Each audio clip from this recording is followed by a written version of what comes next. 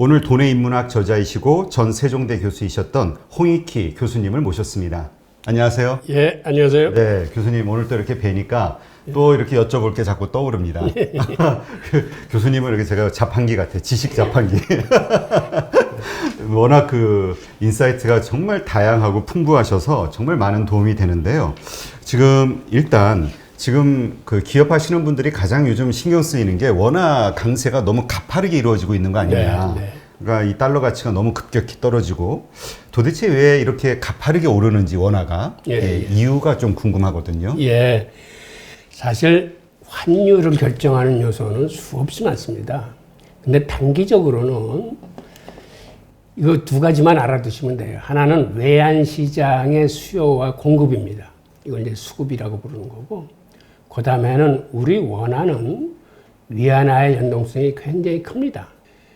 하지만 중장기적으로는 양국 간의 금리 차이, 그 다음에 통화량, 경제성장률, 경상수지, 실질 실효환율, 물가 차이 등 여러 거시경제 요인에 의해서 귀결이 됩니다. 여기에 더해서 수많은 다른 요인들도 영향을 미쳐요.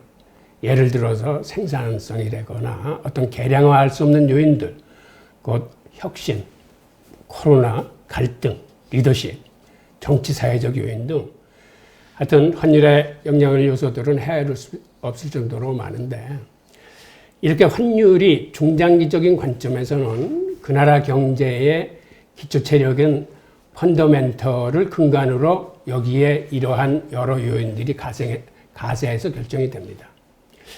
다시 정리하면 단기적으로는 수급과 위안화 연동성 이외에 여기에 또 영향을 미치는 중요한 요소가 하나 더 있는데요. 그거는 투자자들이 미래에 전개될 어떤 펀더멘털 변화를 예상해서 그들의 투자 심리에 영향을 미칩니다. 그러니까 이거는 데이터로 설명하기 힘든 영역이기 때문에 그래서 이제 환율 전망이 그 어려운 이유인 거죠. 최근 우리 원화 환율을 보면 5월 25일에 1244원에서 지난주 11월 18일에 1104원까지 6개월도 안 돼서 11.25%나 환율이 떨어졌거든요. 이거는 세계에서 지금 가장 빨리 절상되고 있는 그러한 현상입니다. 이렇게 환율이 떨어진다는 거는 우리 원화 가치가 올라간다는 걸 뜻하거든요. 그런데 이러한 현상은 동전의 양면처럼 그 장단점을 같이 갖고 있습니다. 예를 들어서 우리 원화 가치가 올라간다는 거는 수출 기업한테는 굉장히 불리한 형국이 되는 거고요. 반면에 우리 서민 경제에는 이게 유리한 형국을 말하는 거거든요. 즉, 수출 기업들은 가격 경쟁력이 올라가기 때문에 수출 물량이 줄어드는 이러한 힘든 상황이 되는가 하면, 서민들한테는 우리 원화가 절상이 되면은 수입 물가가 싸집니다.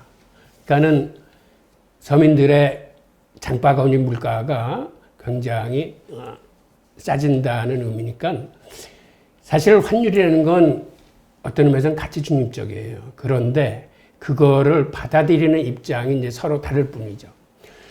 주식 투자하시는 분들도 마찬가지입니다. 이렇게 원화가 절상이 되면 해외 주식에 투자하시는 분들은 불리합니다. 그 이유는 아시겠지만은 이게 해외 주식을 하려면 수수료도 많이 드는데 나중에 달러 팔아서 달러를 들여와서 원화를 바꾸는 과정에서 지난 6개월 사이에 한 11% 이상이 원화가 상승했기 때문에 원화를 바꾸면은 원화는 그만큼 작은 돈을 받게 되는 거죠. 이걸 또 뒤집어서 얘기하면은 국내 주식에 투자하시는 분들은 상대적으로 유리한 형국이 되는 겁니다. 우리 원화가 최근에 빠르게 절상되고 있는데, 사실은 지난 10년간 우리 원화의 평균 환율이 한 1125원 정도였어요.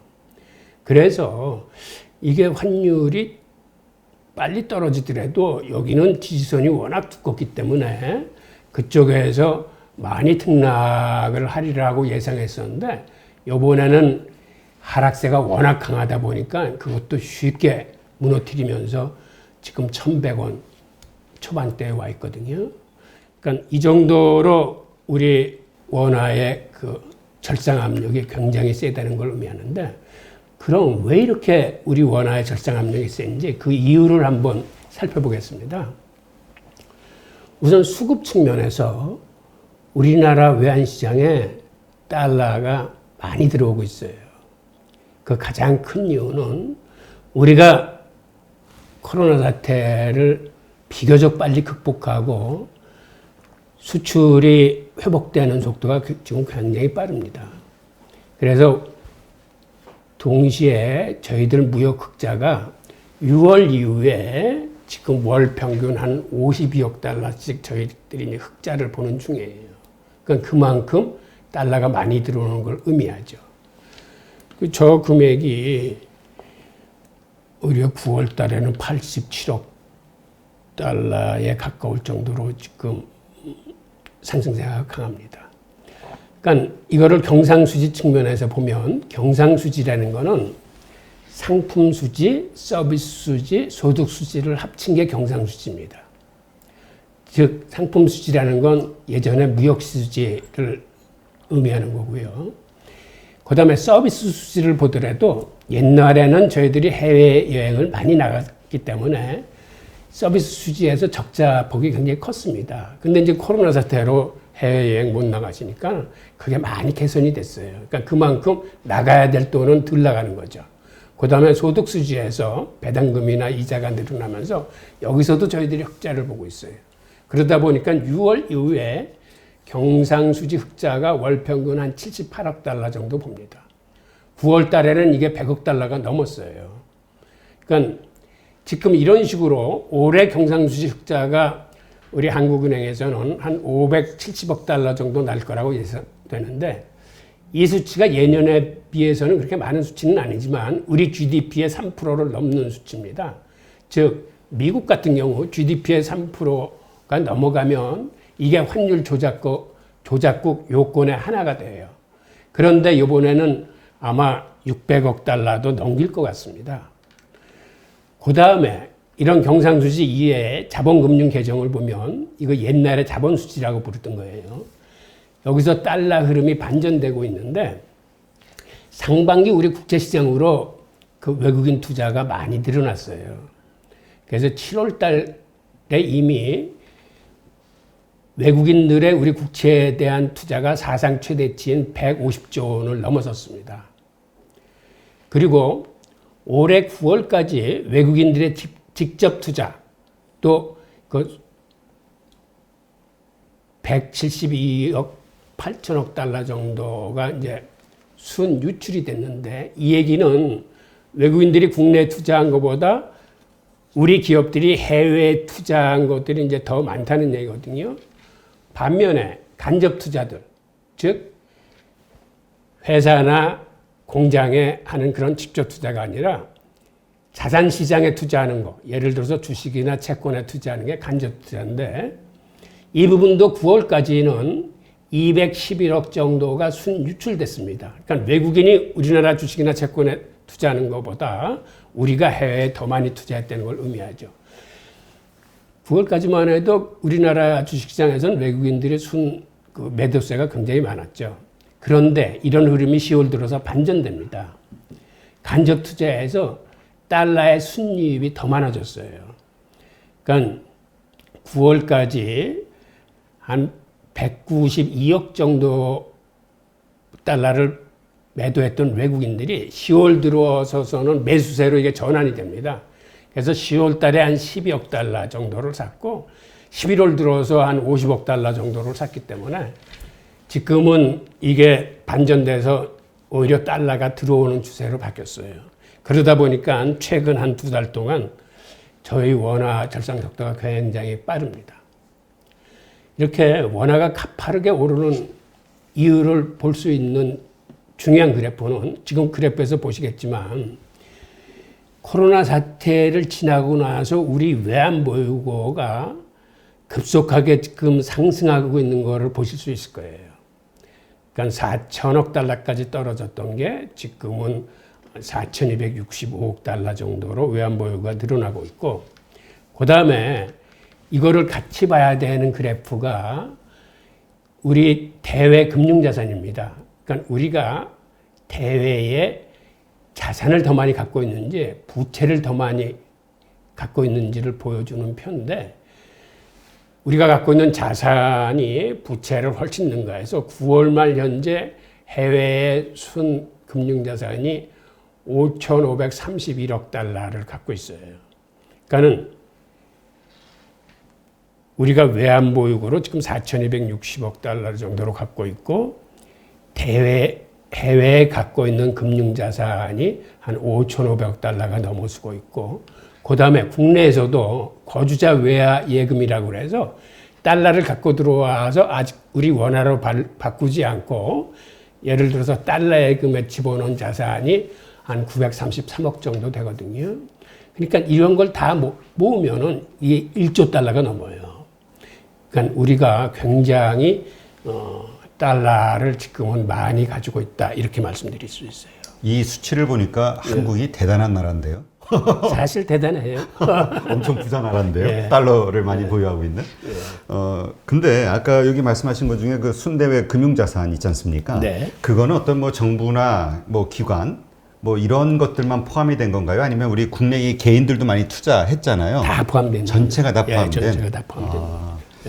이게 예전부터 좀 이게 말이 많았죠. 뭐냐면 그 외국 자산에 투자하는 것이 우리의 부를 유출하는 행위로 이해됐던 때도 있었고요. 지금은 일본의 예를 보더라도 이게 오히려 외화 안정, 그러니까 환율 안정에 도움이 된다. 적극적인 투자를 해야 된다, 해외에. 이런 이야기도 있고요. 예. 교수님은 어떻게 보세요? 그것도 사실은 가치 중립적인데요. 지금 우리나라 같은 상황은 저렇게 해야 돼요. 왜 그러냐면, 만약에 저렇게 대외 자산을 갖고 있지 않고 그 달러가 다 한국으로 몰려들어온다면 원화 절상 속도는 정말 기하급수적으로 가파라질 거예요. 그거는 그렇게 되면은 원화 절상 속도가 가파라지면 이거는 우리 수출 기업한테는 정말 악몽 같은 일이 벌어지는 거죠. 그러니까는 우리가 지금 경상수지 흑자를 많이 보는 나라이기 때문에 이걸 적당히 이 흐름을 유지를 해줘야 됩니다.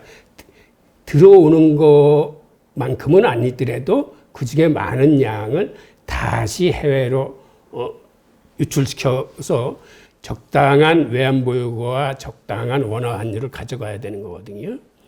이게 예를 들어서 예전에 우리가 외환위기를 당했을 때에는 사실은 반대 현상이 일어났기 때문에 들어오는 달러보다 나가는 달러가 많았기 때문에 우리가 외환 사태를 맞은 거거든요. 근데 이제는 경상수지 흑자가 나면서 이제 그런 우려는 말끔히 있었지만, 그렇더라도 들어오는 걸 마냥 좋다고 받아들이면은 그거는 또 견뎌내기 힘들어요. 그러니까 적정량은, 그러니까 이런 의미에서 그거를 이제는 자본 유치라고 보면은 힘들고, 오히려 요번에 우리 투자자들이 코로나 사태 이후에 그 서학개미라고 해서 외국의 주식들도 많이 사지 않았습니까? 네, 그렇죠. 그러니까 이렇게 들어오는 것만큼은 적절하게 그 해외에 자산을 구입하는 게 하나의 좋은 그 선택이죠. 네. 근데 이 생각보다 이 거주자 외화 예금, 그러니까 뭐 대한민국 국민이 됐든 아니면 외국인, 한국에 거주하는 외국인이 됐든 가지고 있는 그 달러 예. 돈이 지금 933억 불이라는 거잖아요. 예, 예. 이건 엄청난 수치 아닌가요? 은행에 지금 예금으로 들어가 있는. 그렇죠, 그렇죠.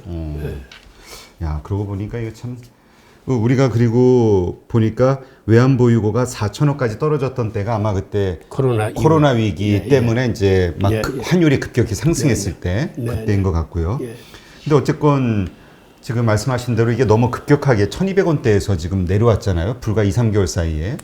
1,100원까지도 깨는 그런 상황이 되다 보니 1,110원이죠. 1,110원 뭐 이렇게 오다 보니까 수출 기업들이 이게 대처할 시간이 없다 보니까 이게 상당히 고통스러워한다는 얘기가 있는데, 정부는 뭐 아직 그렇게 급격하게 이렇게 대처를 하진 않는 것 같은 느낌이 들거든요. 예, 정부도 구두 개입을 하고, 그 다음에 자세한 사항은 알려지지 않지만은 지금 환율 절상 속도 때문에 좀 소가리를 할 겁니다. 이게 어느 정도 선에서 이제 적정하게 이루어져야 되는데 중국 같은 경우는 일단 액션을 취했어요.